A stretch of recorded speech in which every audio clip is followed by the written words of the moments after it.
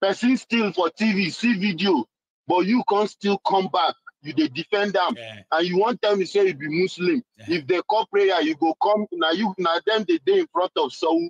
If those criminals come mosque on Fridays, you go see them. The person don't they collect peanuts, and you can't tell me say you na Muslim. No, you're a Muslim. I don't need. I don't need to give you too much of examples to just tell you how you be the real infidel, because these people, most of them, what they have did by stealing from you, they have killed a lot of people. They have murdered a lot of lives. And what does Islam say? Killing in Islam is haram.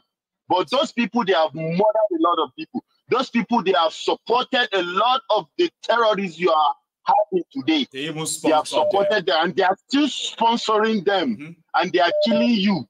What does Islam say? Do not kill.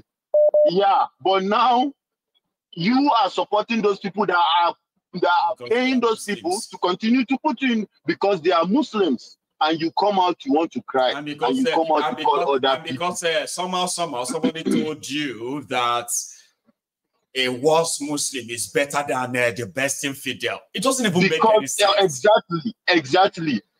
So we know there are bad people. We know there are bad Muslims, but the worst Muslim is far better than the best Christian. I'm like, doesn't make any sense. That is one of those things. That is one of those things that they told them about Jonathan. Even though we know say Jonathan said he had no correct, but those are the things they told them about Jonathan. Those are the things they told them, and they are still telling them about Peter Obi today. That the worst, that even if Tinubu is the worst thing, he is still better. And you know, one thing is I asked them one question. I said, Igbos that you people you don't like. I just like sincere. One of my friends, we was having a conversation. Himself know the guy. I can't ask and say, can you tell me just one thing, like one thing that you have against the Igbos, just one thing. He said, the thing he has against them is they want to break Nigeria. Say, I come ask and say they want to break Nigeria. Really? He say yes. And you know, Nigeria is our own country. Say, calm down. I say, calm down. They won't break Nigeria. Now tell me, you will be say, no be say, no be say are the most or something. But you will be say, sometimes you they run come my side for help. Why? They run come my side for help. Now tell me, waiting down Nigeria, since where you did, sincerity, what have you achieved as a Nigerian that you say you are? He said, you know, we are praying. Look, I said, no, nothing like we are praying. Just waiting you don't achieve. Just one thing. Answer my question. Waiting you don't achieve. Just one thing. If you tell me, I go double waiting, I go give you. Say, back answer, you are not answering my question. What has Nigeria done for you? You are a graduate. Now graduate, you go school, you know how you take go your school. You know, say today call me, today call that person, today struggle. How you take push and but now here you are today. You are even a graduate with no correct job. You still there. Waiting, tell me, what has that Nigeria done for you? Say nothing really, but you know, still yet. We still our country, money come. Have you gone back to go and read your history? You went to school. Why are you acting like you are a dumb fuck? What the hell is wrong? Exactly. Go back to school. Even though you know, go do research. Google day, you get phone, do research. How was that Nigeria that you love, your country? How was it created? How did you get to that Nigeria? Waiting that they give you. Your parents, so you did. Since they not tell you say Nigeria go better, since them born you are over me and you. We are over 30, close to our 40s. You demand. You still sit down here. You they think about Nigeria. What has that Nigeria done for you? You can't sit down. They look money exactly. That Nigeria that you are defending, the Igbos, it is not paying them. That is why they want to go. So why would you hate them? Because they want to leave what is not favoring you. You want to be there, they want to go. Why are you hating? You can't keep quiet, can't they look money? You guys need to think. These are things that you need to start pushing to the rest of your people back in the north. Start telling them the Igbos are not the people for you to hate.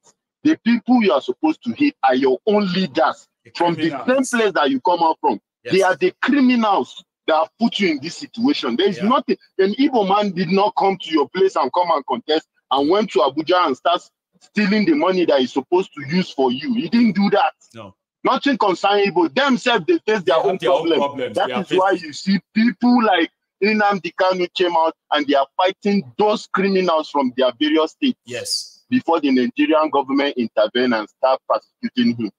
Or you want to tell me what has he done? Because he had to break up Nigeria. The same Nigeria that didn't favor you. How are you thinking? My guy, keep quiet. Exactly.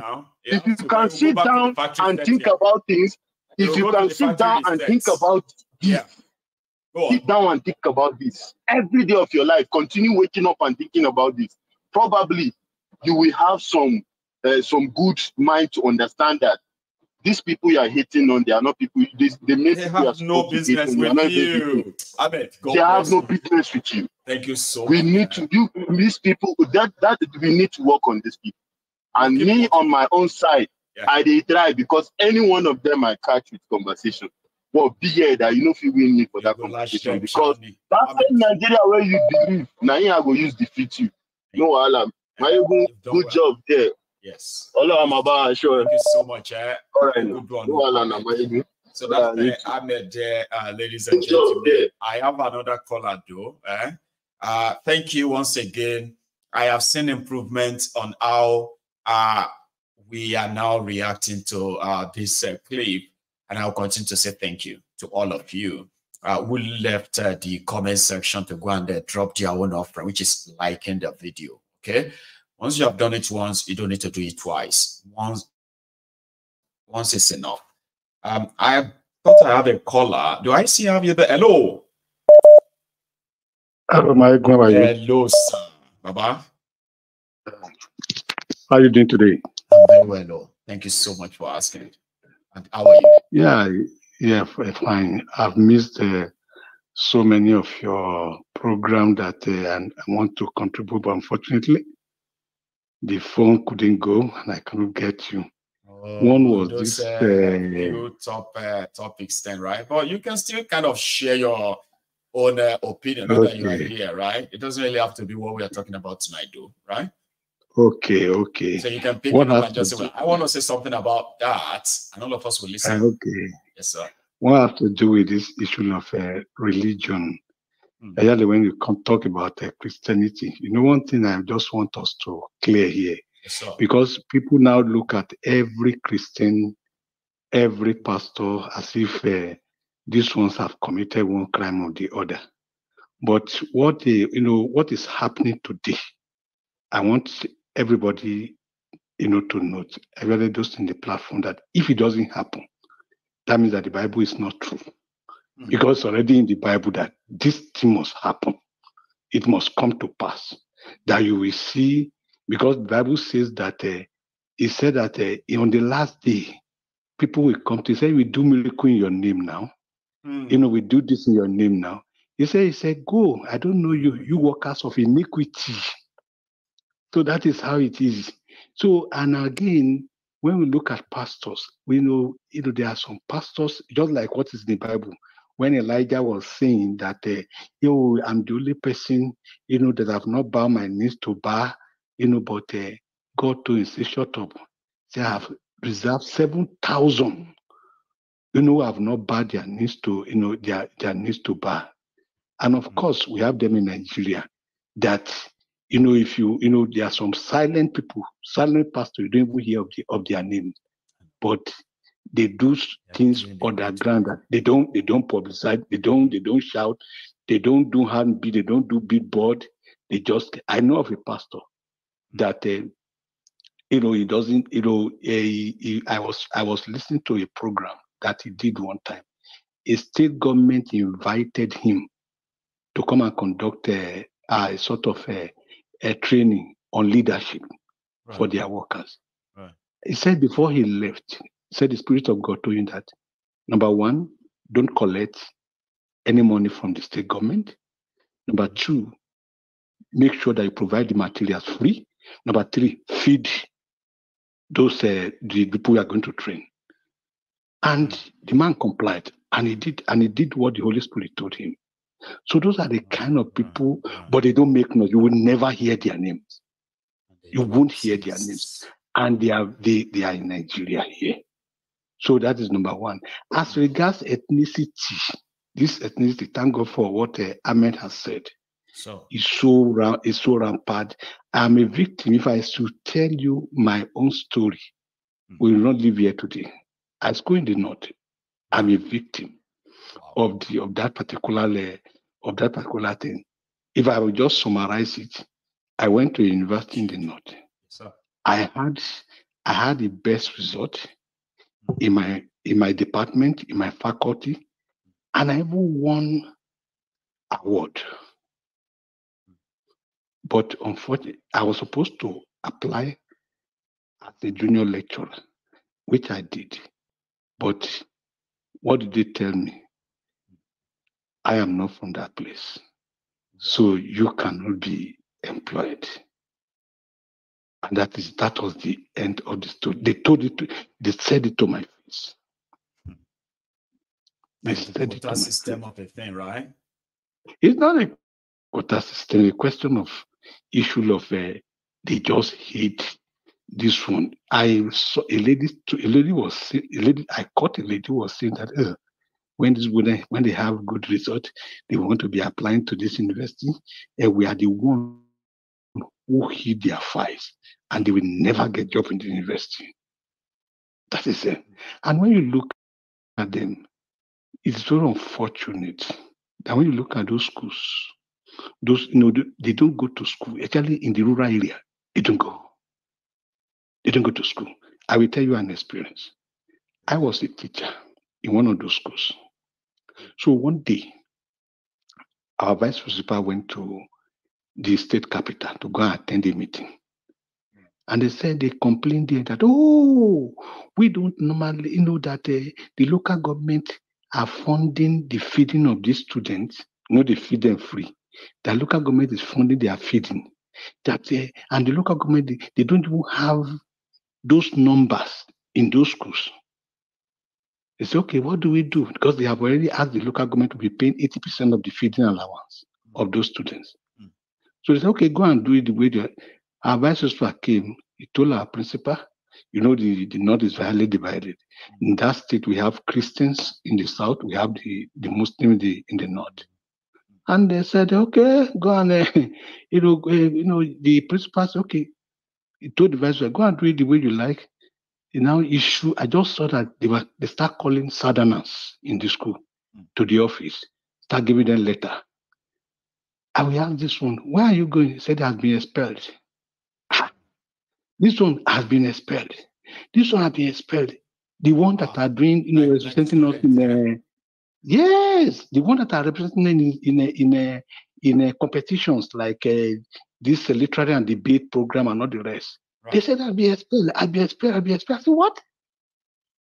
So to create room for the 80% they want to bring from the interior. Right. So they now set feeding. Exactly. They now set up a committee to go and recruit those people in the interior. So they went. So when they got there, they put their names. In fact, their parents were crying that why should they come and register their children when they already betrothed them to husband? These are girls of 11, 10 years old. Who have never been to any school. No, they were in the school. Oh, they were? They want to now register. They were in the primary school, want to register them now to come to secondary school. Because already they have already betrothed them to husband. So because I taught in the girls' school. So and these people left. One day I was just coming from the classroom and I saw a lot of people, all these people from the village, the students, they were all in this. I said, what is happening here? They said they are students from the interior. So I went and met the principal. I said, Principal said, okay, go and register them, go and register them. I say, what of the money for the file? How will I collect it from there? He said, no, just find one file, just open all their name. Make sure that you keep them in one hostel. Don't keep them with the normal student. So don't keep them with normal student. I said, okay. I registered them. They kept them in a separate hostel. To cut the long story short, so then, when they had a whole session, during the time they were to do exam, I was asked to go and supervise the class in mathematics. So I just got the question paper. I read the instruction to please circle the correct answer. Start. I saw that nobody was writing anything. I was looking at them. What's happening? I now call somebody who understands the language. And I say, I've told these people to start. They were just looking, what happened? I say, I'm speaking grammar. How can you tell them? He said, when they were recruiting them, they taught them how to speak English. And English, they taught them that, what is your name? My name is this. And in Hausa, what is your name? Say, me Sunanki. Sunana is this one. That's what they taught them. So any other thing, don't expect it. That's okay. I said, what are you talking about? He now explained to them the language that, okay, circle the correct answer. So they were just circling, they circled, they submitted the next paper the following day. Or before they even asked them to this thing, they start circling. They just started the next one, this is about cycling, right? At the end of the day, when they had vacation, they all left. They left, and when the first week of resumption we distance them, second week of resumption we distance them, third we distance them, they start writing letters to those southerners. Please start coming. That is now reinstated. Your expulsion is now withdrawn. Come back to school, please. Somebody has shared this kind of story with me before. They went there to go and do NYSC, and the shock of their lives. They met the shock of their lives, where it was programmed that don't waste your time trying to teach them. Okay, listen, you are just there to mark their register. You're just there to enter their name for this session and that session, okay? And like the primary thing is that even if now one they score, they will still get access to any place you want to take them to. And a lot of them who came from the south were like, no, this is not happening. This is impossible. Is this real? Some of them are still living with that shock till tomorrow. That in this same Nigeria, is this actually real? Say, well, it's real. Yeah. So but one thing I want us to note is that those people, I give one thing to them. They don't have a average. It's either they are extremely brilliant, or they are extremely, poor in this thing. Yes, because I had a lecturer, before. He said when he finished, this guy had first class. He had first class.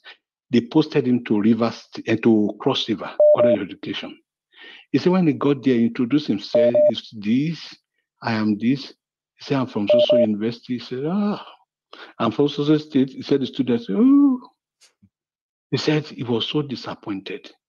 He said, but before he finished, he said the students themselves went to the school authority. Please, we want this guy to stay. And he said, he didn't apply. They gave him letter they gave him offer letter to please to come. Wow. The guy said, no, I don't want to be a teacher. Yes. I've just done my part. No, it's not a question of don't be a teacher. The guy says, he went to UK for PhD. Right. UK have to write the university that please, we still need this guy for additional 2 years. Oh, okay. It's a brilliance. It's actually very brilliant. We have them. We have them that they do special one. I give that one to them. I give that one to them. That's what somebody said. I think that's what Peter B also said. He said he saw them reading the Quran. Despite he himself being educated, right?